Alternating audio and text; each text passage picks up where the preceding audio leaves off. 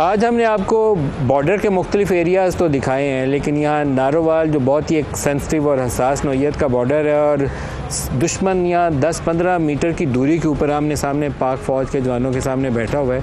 यहाँ से कई दहाइयों से अब मुंतखब नुमाइंदे एहसन इकबाल साहब हैं जो वफाकी वज़ीर भी हैं, तो इनकी दोहरी ज़िम्मेदारी है। एक तो कौमी असम्बली में आवाम की नुमाइंदगी भी करनी है, लेकिन इस बॉर्डर एरिया के ऊपर जो जवान खड़े हैं उनकी हिम्मत भी बनानी है और साथ भी खड़े होना है। तो एहसन साहब हमें ज्वाइन कर रहे हैं। एहसन साहब बहुत शुक्रिया, आप हमारे साथ शामिल हो रहे हैं। इंडिया की तरफ से वॉर हिस्टेरिया है, आपका रद्दअमल क्या है इसके ऊपर? देखिए, मैं सबसे पहले तो ये समझता हूँ कि इंडिया ने जो वॉर हिस्टेरिया शुरू किया है ये उनकी किसी इनसिक्योरिटी को ज़ाहिर करता है। पाकिस्तान से भारत 7 गुना बड़ा मुल्क है, उसकी आबादी हमसे 7 गुना ज़्यादा है। आप मुझे बताइए कि आप भी नदीम साहब पाकिस्तान की सियासत पर बड़ी गहरी नज़र रखते हैं। मुझे 30 साल हो गए हैं सियासत में। किसी एक इलेक्शन में मुझे याद नहीं है कि पाकिस्तान के किसी लीडर ने इंडिया कार्ड इस्तेमाल किया हो, भारत के ख़िलाफ़ तकरीरें करके वोट हासिल करने की कोशिश की हो।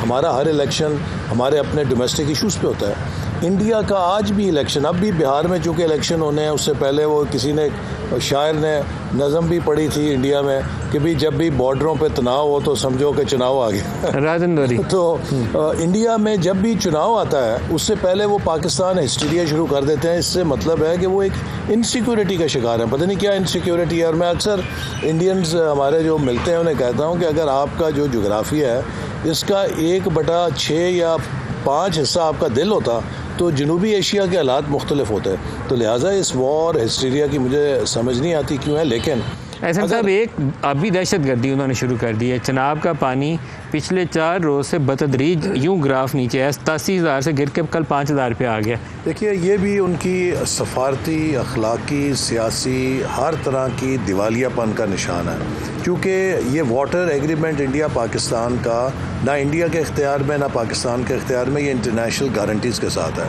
और इसका सबूत ये है कि जब भी जंगें हुई, हम कितनी जंगें कर चुके हैं, कभी किसी जंग में इस मुआहदे पर किसी ने उंगली नहीं उठाई और इसने स्टैंड किया। और अब भी इंडिया ने जो पानी को वेपनाइज़ किया है, मैं समझता हूँ कि इसकी दुनिया में एक बहुत सीरियस इम्प्लिकेशन है। ख़ास तौर पे जितनी लोअर राइपेरियन कंट्रीज़ हैं उन सब के लिए बड़े मुश्किलात हैं। और सर, तो पानी रोकना आपको जवाब देना पड़ेगा, इसके बगैर सर्वाइवल नहीं है। ये हमारा ज़िंदगी की बका का मसला है। इसके ऊपर तो पाकिस्तान 2 टोक अपना मौक़िफ़ दे चुका है। ये हमारा लाइफलाइन है और अगर इंडिया ने पानी रोकने की कोशिश की, अव्वल तो हम इसकी सफारती और कानूनी जंग जीतेंगे क्योंकि बड़ा मजबूत केस है।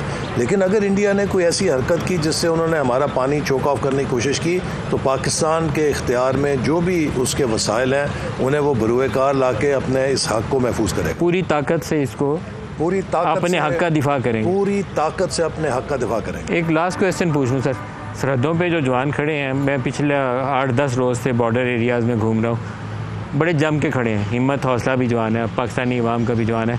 एक सवाल सारे लोग पूछते हैं कि हमारे सियासतदान कब जम के इकट्ठे होकर बैठ के एक पैगाम देंगे। आप इकट्ठे क्यों नहीं बैठे? नहीं, पाकिस्तान के तमाम सियासतदान इकट्ठे हैं और आपने देखा है कौमी असम्बली से जो करारदाद मंजूर हुई है उसमें कोई इख्तलाफ नहीं हुआ। सब ने अपने इख्तलाफात बुलाकर पाकिस्तान के मौक़िफ़ की तस्दीक की है और अपने उन जवानों की तायद की है जो इस वक्त सरहदों के ऊपर पाकिस्तान की हिफाजत के लिए चौकस खड़े हैं। और पूरी कौम उनकी पुश्त के ऊपर उसी तरह चौकस खड़ी है। और इंशाल्लाह अब पाकिस्तान पर कोई मैली निगाह नहीं डाल सकता। हम एक बॉर्डर इलाके के रहने वाले हैं। यहाँ पर हर तीसरे-चौथे साल लोग बेचारे सामान उठा के कभी इधर जाते थे कभी उधर जाते थे, हल्की सी छींक आती थी बॉर्डर पे तो इनके हालात ख़राब हो जाते हैं। देखिए, तकरीबन 1998 से कोई जंग नहीं हुई पाकिस्तान की और ये बॉर्डर के लोग महफूज क्यों हैं? मैं समझता हूँ कि क्रेडिट जाता है नवाज शरीफ साहब को, जिन्होंने 28 मई 1998 को पाकिस्तान के ऊपर एटमी छतरी रखी। आज ये एटमी छतरी है जिसने पाकिस्तान को, उसके दिफा को नाकाबिले तस्खीर बनाया हुआ है। आप पूरी उम्मीद हैं कि यही जो न्यूक्लियर डिटरेंस है जंग रोकने में कामयाब रहेगा? जी, मैं बहुत पूरी उम्मीद हूँ और ये इंडिया को भी पता है और पूरी दुनिया को पता है कि अब पाकिस्तान पर कोई जारियत नहीं कर सकता। पाकिस्तान की मिसाल वो नहीं है कि जैसे दूसरे ममालिक की, मैं किसी का नाम नहीं लेना चाहता। पाकिस्तान के मुसल्लह अफवाज बहुत चौकस हैं, बासलाहियत हैं। हमारी जो डेटरेंस है, देखिए हमारा एटमी प्रोग्राम हमारी ढाल है। वो तलवार नहीं है कि जिससे हमने हमला करना है, हमने उससे दिफा करना है। और ये एक इतना मजबूत डेटरेंस है कि अगर किसी ने पाकिस्तान पर मैली निगाह डाली तो उसको पता लग जाएगा।